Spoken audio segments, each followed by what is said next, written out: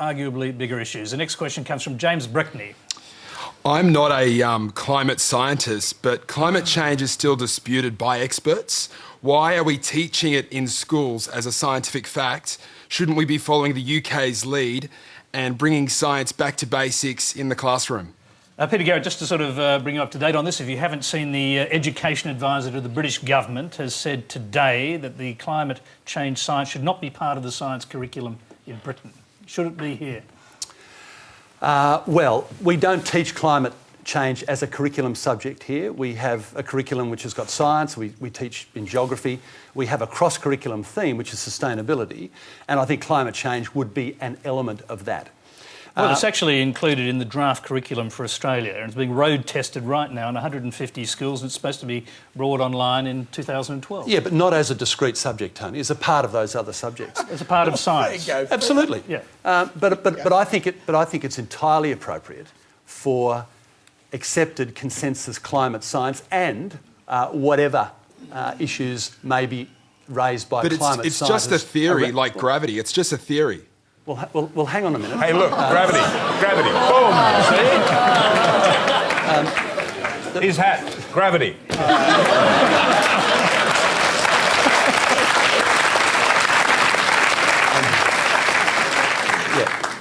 We've already had a significant number of reports that show quite conclusively that it's unequivocal that there's a consensus of scientific opinion around climate change. Now, that is something which should be reflected in the ordinary course of a student's education.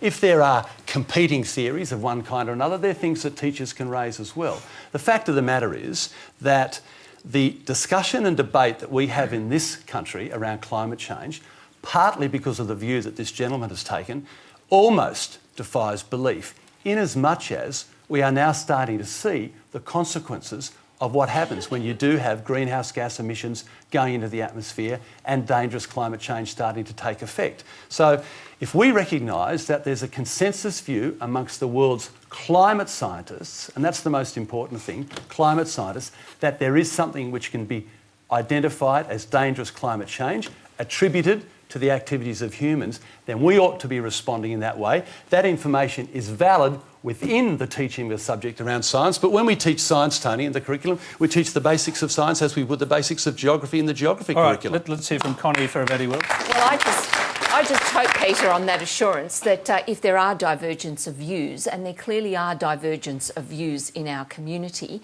that there be balance in the curriculum, and it just won't be one opinion. If there are different opinions, then it's important that in our schools those different opinions are taught, and not just one philosophy or one point of view is, shoved down the throats of our kids. Can I just go, is science a matter of opinion? Well, no, the point that I'm making is that if there are different opinions on a particular issue, then it's fair enough that both sides of the spectrum be put. That's so we teach Adam and Eve, do we? And, my creation, yes, thank you. Fig leaves, the earth is 10,000 years old. We teach that one, do? Tony, this is not everybody agrees with it. If there are 2 points of view or 3 points of view, it's fair enough. This is where the debate has got a total lack of balance, because what the Liberal Party like to say is that there's two balanced views around climate change with scientists. Now, that is simply not the case, and I think most people who follow this debate closely will recognise that. It's also not the case that these are opinions. I mean, I'm very alarmed by the view that some extreme people take within the Liberal Party that this climate change is somehow a plot or a conspiracy in order to sort of run policies through what we do here in Australia. It's nothing of the sort. And if you look at the science that was produced by the Garneau report, if you look at the work that the Climate Commission did with Australia's most eminent climate scientists, they are pointing to the consequences of unabated climate change, and they're saying that we need to do something about it. All right, Bob Catter, briefly. Tony, read the question is very good. Read the Hansard of every single member of Parliament on both sides of this debate. But he's sort of right. Even I wouldn't put you through that, Bob. Right. Please, he's sort of right. But there was no science there at all. Does anyone discuss, the ionic bonding or how much? Read them. I ask you people, please. He's disagreeing with, well, you read them, right? Now, whilst But Bob, there isn't any empirical or science... isn't he saying the government is relying on the advice of its climate advisors and scientists? I think that they're quite entitled to do that, but I disagree. Please... But you don't have to then quote that the verbatim in all empirical the and speeches. scientific evidence up in the sky, and I must have read about 40 books on the damn thing, yet it's just not there. Now, in the oceans, before anyone starts screaming and yelling, for exactly the same reasons, there is empirical and scientific evidence that there will be trouble in the oceans. And that's why even a person like me is very anti this global... It may be warming, I don't know, but if you say it's being caused by 400 parts per million, and they say it's a bad analogy to use, go out in the freezing cold tonight and put wire netting over you and see if that warms you up. All right, okay. Let's go. I just want to hear there is a reason, there is scientific reason. I just want to hear from our other panellist on this, Natalie. Yeah, well, you know, there's no room for climate scepticism anymore. You know, it's really gotten to the point where climate change is real, it's happening. Yes, there needs to be action now. Yes, there needs to be action yesterday. Yes, there needs to be action tomorrow.